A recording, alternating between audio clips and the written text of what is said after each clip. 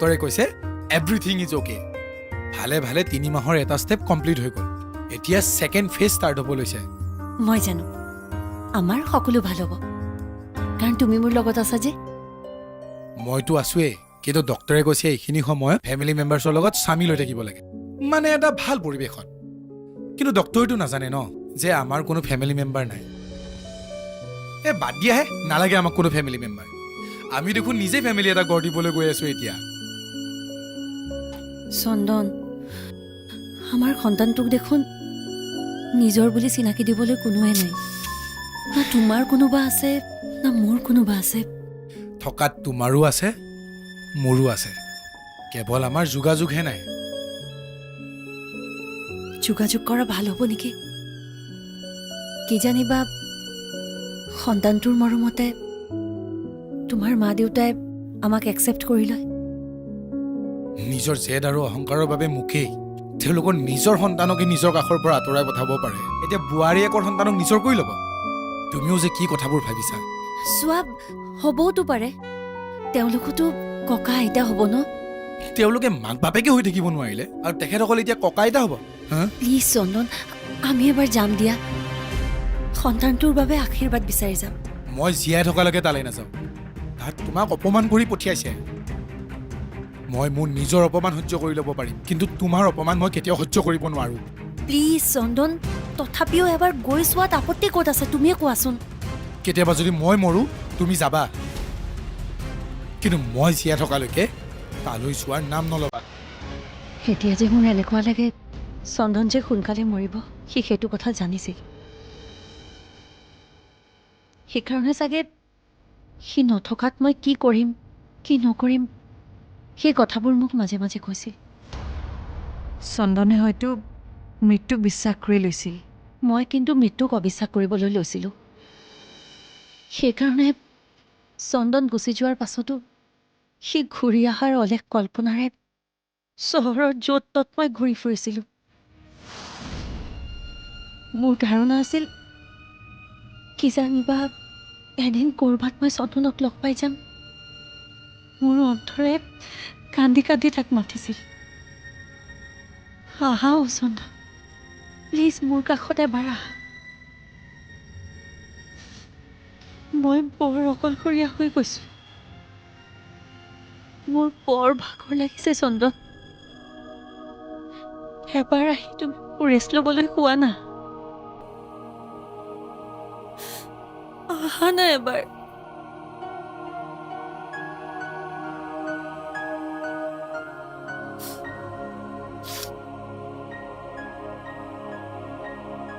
সেইকাৰণে হয়তো চন্দনৰ লগত সামান্য মিল থকা কাৰোবাক লগ পালেই মোৰ কিবা এটা ভাল লাগে।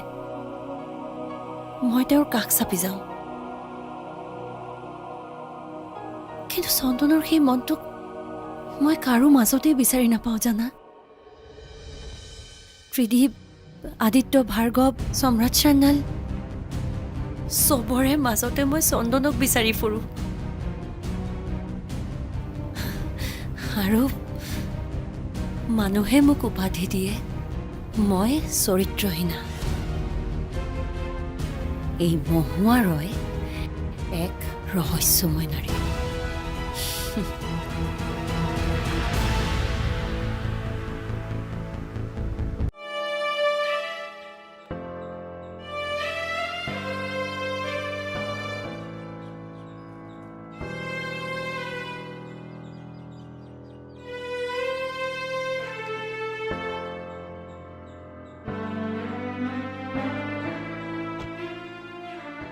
স্বাতী, মই এইমাত্ৰ কামৰ পৰা ফ্ৰী হৈছোঁ জানানে। তুমি খোৱা বোৱা কৰিলাতো? মোৰ হৈ যাব। মোৰ অফিচত সৰু কাম এটা আছে, তাৰ আগে আগে ক'ৰবাত লাঞ্চটো কৰি ল'ম। আই এম এক্সট্ৰিমলি চৰি স্বাতী, আজি হলিডেৰ দিনটোতো মই তোমাক টাইম দিব নোৱাৰিলোঁ। এটা কাম কৰোঁ, ৰাতিৰ ডিনাৰটো তোমাৰ মন পচন্দৰ ৰেষ্টুৰেণ্ট এখনত প্লেনিং কৰোঁ, হ'ব? তোমাৰ কথা মই জনা আছে প্ৰয়াত, এই মিছামিছিতে এইবোৰ প্লেন কৰি নাথাকিবা। তোমাৰ কামখিনি তুমি আৰম্ভ কৰা আৰু মোৰ টেনশ্যন ল'ব নালাগে, মই ঠিকে আছোঁ।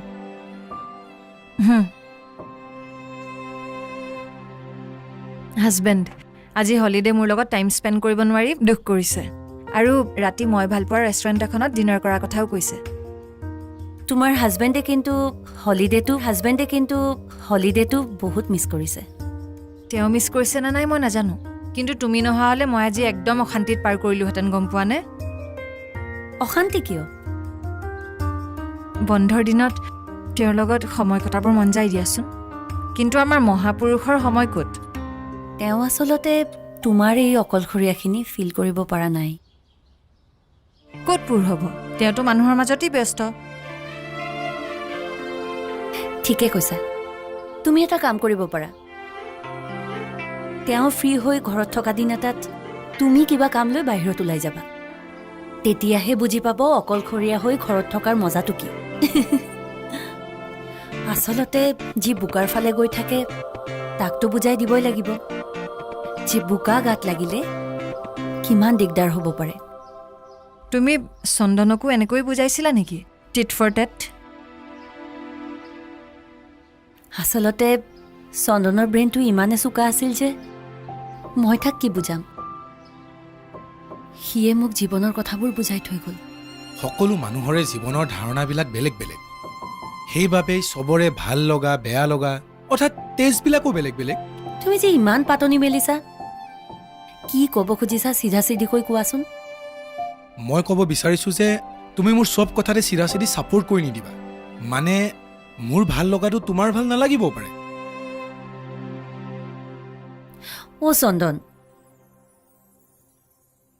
তোমাক মই ইমান বেছি ভাল পাওঁ নহয় তোমাৰ দেখোন একো কথা মোৰ বেয়াই নালাগে চব দেখোন ভাল লাগে মোক তোমাৰ ভাল লাগিব পাৰে কিন্তু তোমাৰতো নিজৰ কিছুমান চইচ থাকিব ন মোৰ চইচটোৱে তুমি মহুৱা আকৌ কি হ'ল সৰু ছোৱালীৰ নিচিনাকৈ কথাবিলাক নক'বাচোন তুমি মোক চইচ কৰিলা বুলিয়ে মোৰ প্ৰত্যেকটো কথা কিয় মানি ল'বা মই তোমাৰ কথা নামানি কাৰ কথা মানিম কোৱাচোন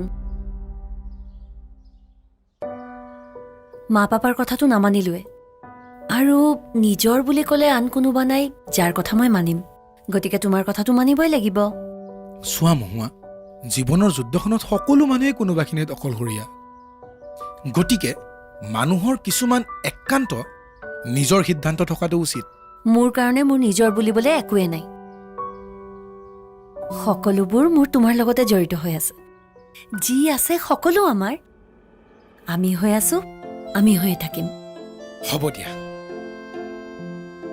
তোমাক বুজাই আৰু একো লাভ নাই চব কথা মই বুজিবলৈ তোমাৰ নিচিনা মোৰ ব্ৰেইনটো চোকা নহয় দিয়াচোন তোমাক বুজাব ধৰিলোঁ মই জীৱনৰ কথা আৰু তুমি গৈ পেলা মোৰ ব্ৰেইনৰ কথা চোৱা মোৰ জীৱন মৰণ মন মগজু উশাহ নিশাহ সকলোতে তুমিয়ে সোমাই আছা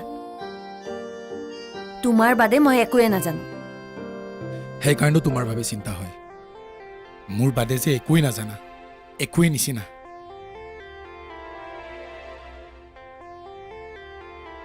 মহুৱা আমি চিটি বাছত কিয় যাওঁ অটো বা আমি টেক্সি লৈ লওঁ চিটি বাছত গৈ মোৰ ভাল লাগে চিটি বাছত গ'লে য'ত ত'ত ৰখাব বহুত দেৰি হ'ব ট্ৰেফিক জামো হ'ব আৰে চিটি বাছৰ জাৰ্ণিটো দীঘলীয়া কাৰণেতো মই গৈ ভাল পাওঁ কাৰণ তোমাৰ কাষত বহুত সময় বহি থাকিব পাৰোঁ আৰু বহিবলৈ যদি চিট নোপোৱা তোমাৰ গাত গা লগাই থিয় দি থাকিম কাম নাই আৰু মোৰ কিন্তু বহুত দেৰি হৈ আছে মই ইয়াৰ পৰা অটো এখন লৈ গুচি এই যাম বাছ আহিছে বোলা বোলা বোলা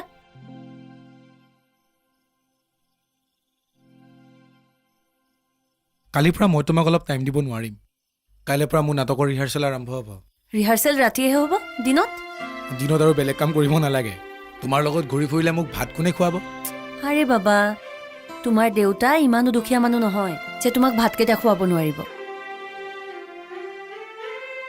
দেউতাই খুৱাব পাৰিব কিন্তু দেউতাৰ পৰা টকা খুজি থাকিবলৈ মই বৰ টান পাওঁ জীৱিকাৰ সন্ধানত মই চহৰলৈ আহিছোঁ ইয়াত যদি ইনকাম নকৰি ছোৱালীৰ লগত ঘূৰি ফুৰিম আৰু পিছত দেউতাৰ পৰা টকা খুজি থাকিম নাই মোৰ দ্বাৰা নহ'ব দেই মোৰ কি ইজ্জত নাই গুড মই কিন্তু এনেকুৱা চেল্ফ ৰেচপেক্ট থকা ল'ৰাই বিচাৰি আছিলোঁ লাকিলি পাই গ'লো কিয় কিয় বিচাৰি আছিলে এনেকুৱা এটা ল'ৰা আৰে ভাই বয়ফ্ৰেণ্ড বনাবলৈ তোমাক পালোঁ যেতিয়া আৰু এৰি নিদিওঁ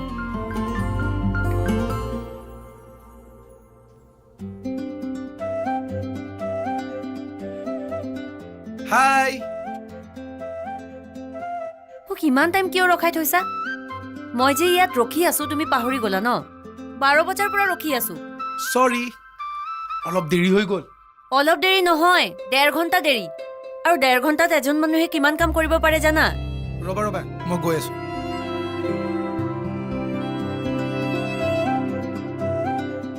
তুমিনো ইয়াত কেলে ৰৈ থাকিব লাগে ভিতৰলৈ অহা হ'লে আমাৰ কুইজ কম্পিটিশ্যনে এনজয় কৰিব পাৰিলা হয় কি তুমি ভিতৰত বহি কুইজ কৰি আছিলা অঁ ইমান টেনশ্যন হৈছিল জানা 3টা টিমৰ মাজত নাম্বাৰ ডিফাৰেঞ্চ ইমানেই কম আছিল যে আমি যদি এটা কুৱেশ্যনৰ এনচাৰ নিদিলোহেঁতেন চিধা আউট হৈ গ'লো হয় বেষ্ট টিম কোনে পালে লাকিলি আমিয়ে পালো ভাগ্য ভাল যে গোটেইকেইটা প্ৰশ্নৰ উত্তৰ জনা আছিল ৰিজাল্টটো ওলোৱালৈকে অলপ দেৰি হ'ল বেয়া নাপাবা হা তুমি কুইজো কৰা চন্দন আজি একেবাৰে মন নাছিল এই লগৰকেইটাইহে জোৰ জবৰদস্তি কৰি তাত বহাই দিলে সিহঁতে বোলে মই থাকিলে সিহঁতে নোৱাৰা উত্তৰকেইটাও মই দিব পাৰিম চন্দন সঁচাকৈ দেই তুমি জিনিয়াছ তোমাৰ এই ব্ৰেইনটো নহয় ৰিচাৰ্চ কৰি চাব লাগিব ইয়াৰ ভিতৰত কি আছে ব'লা যাওঁ ৰবাচোন তোমাৰ প্ৰাইচ কি হ'ল লগৰকেইটা লৈ আহিব বোলে আহা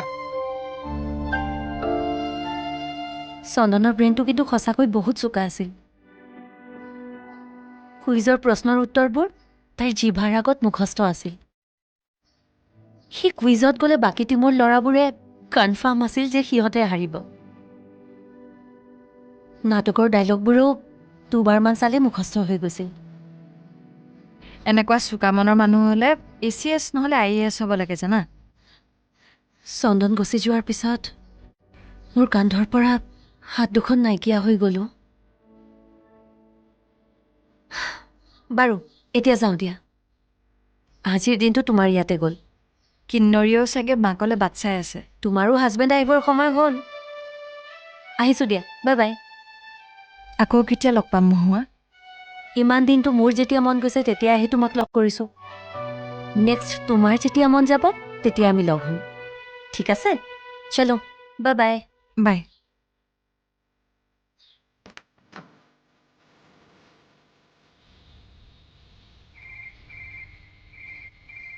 হেল্ল' প্ৰয়াগ তুমি যেতিয়াই আজৰি হোৱা তেতিয়াই আহিবা মোকনো কিয় সুধি আছা কামত গৈছা যেতিয়া কাম শেষ কৰিয়েতো আহিবা ন অলপ পাছত গৈ আছো আৰু অলপমান কাম আছে সেইবোৰ কিয় কৈ থাকিব লাগে তুমি মোৰ একো খং চং উঠা নাই ফোনটো থোৱা